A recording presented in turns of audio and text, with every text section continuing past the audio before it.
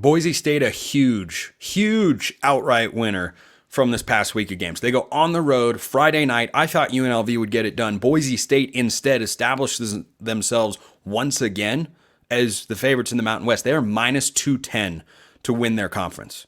Minus 210.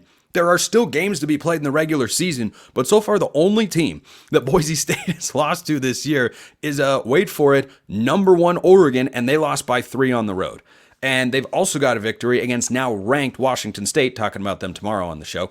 So Boise State's got San Diego State, that is this Friday. Then they've got Nevada. Then they go at San Jose State. Then they've got Wyoming, who's 1-7. And then they host Oregon State, who right now might be asking me to play defensive line for them in the near future. So when you look at that schedule for the Broncos, where's your upset?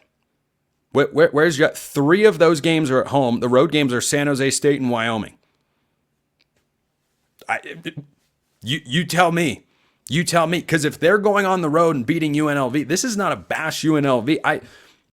I thought UNLV would win the football game, but I don't give them a lean lose label there. I think that's a no vibe because UNLV showed they can play with the best team in the conference. UNLV can still get themselves to the Mountain West Championship game and attempt to get a rematch here. But this was a really impressive win for Boise State, and they won this game on 4th down.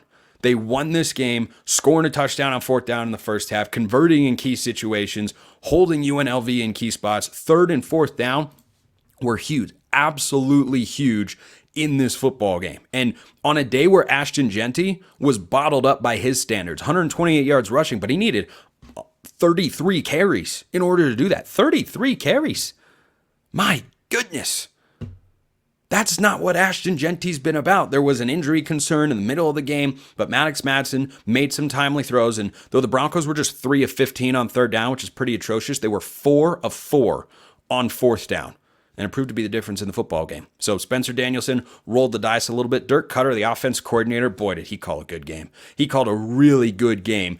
And this Broncos defense came up with an interception late in the half of Hajj Malik Williams, who can throw the ball, has a tendency, though, to want to take off and run a little bit too quickly. He can make a lot of great plays with his legs, but the Broncos defense really, really dialed in this game. And I just don't see an upset spot. You don't always see upsets coming. That's why we call it an upset. It's why we watch the games, why they're played on the field, the whole 9 yards in that department.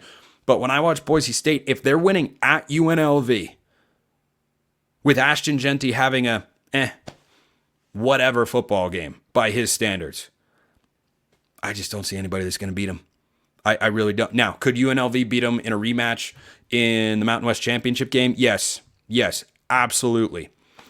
As of now, UNLV does not control their own destiny to get to the Mountain West Championship game. They've got San Diego State ahead of them. They've got, Fresno State's only ahead of them because they played another game. They housed Fresno State. But Colorado State and San Diego State are both undefeated in conference play right now.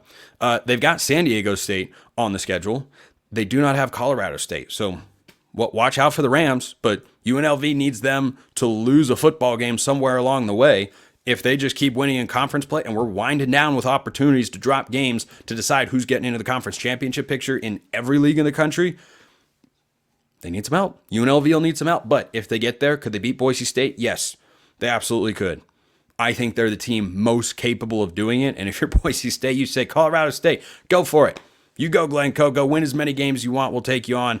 I don't think you want to go against UNLV again. I certainly felt I had kind of dueling feelings about that game. At the same time, there was every opportunity for UNLV to win the football game. There was also every opportunity for the Broncos to pull away. Neither one of those things happened, but I kept going back and forth on, I feel like it's moving in this direction. Well, now I kind of feel like it's moving in this direction. But if you're asking me right now, which G5 team is best positioned to make the college football playoff, it's the Broncos. Because they just faced their toughest test in conference play and might not have to face them again. Big outright winner, Boise State, for sure. A really good lean win here for Notre Dame because I thought Navy would cover. I thought Notre Dame would win. And Notre Dame seems to have figured themselves out offensively. So when you've watched Notre Dame throughout the course of the season, early in the year, it wasn't always the most impressive or beautiful thing. It didn't look like just a different version of the offense that Mike Denbrock coordinated last year when he was the OC for LSU and Jaden Daniels to win the Heisman Trophy. Their point totals in the first 2 games, 23 on the road. Well, that's at Texas A&M. That win continues to look really, really good. Then 16 against Northern Illinois. Here's what they've done since then.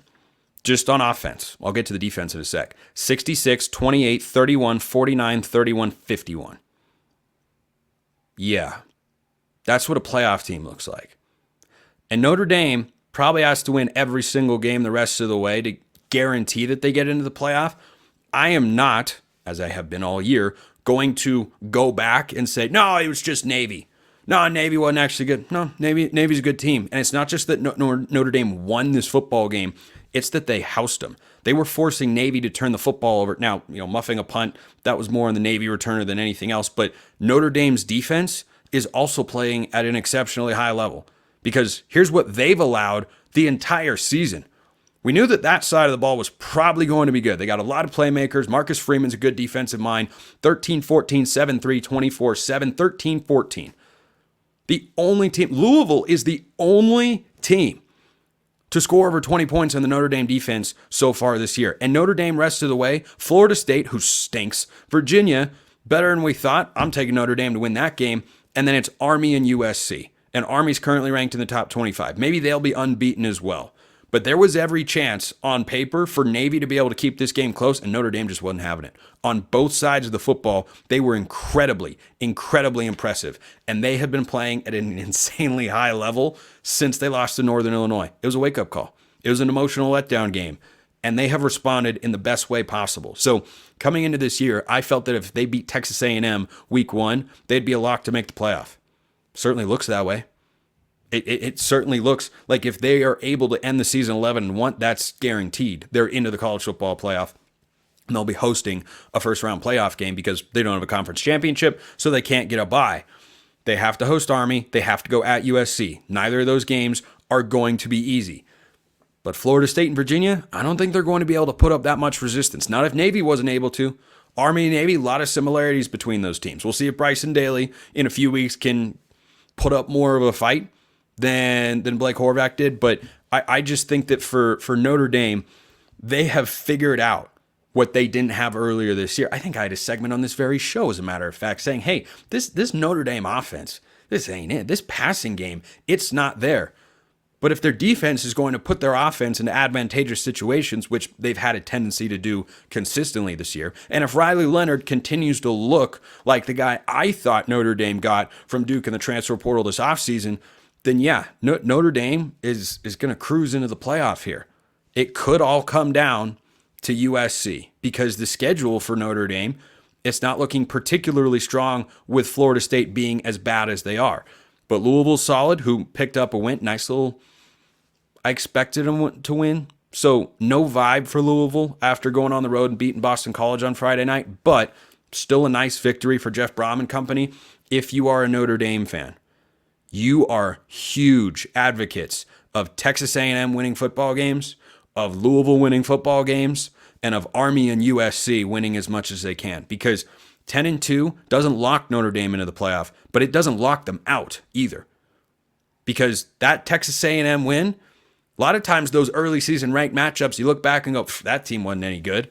Like Georgia Tech beating Florida State was a top 10 upset at the time. Well, Florida State's one of the worst teams in all of Power 4. It is a truly astonishing drop-off. They are horrifically bad. Horrifically bad.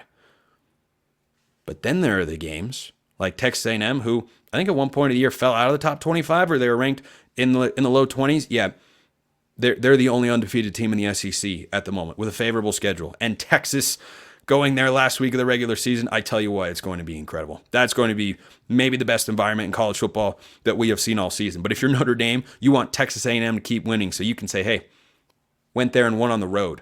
So if you're 10-2 and you have a loss at USC and wins over really good G5 teams in Army and Navy and a win over Louisville, who could maybe be a 7-8 win team at the end of the year, you want to be able to look back and say, hey, flagship victory at Texas A&M. Not at home, not a neutral site, at Texas A&M.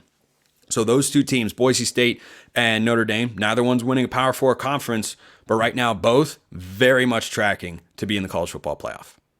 Appreciate everyone listening. I will see you next time. And until then, hope you have a wonderful rest of your day.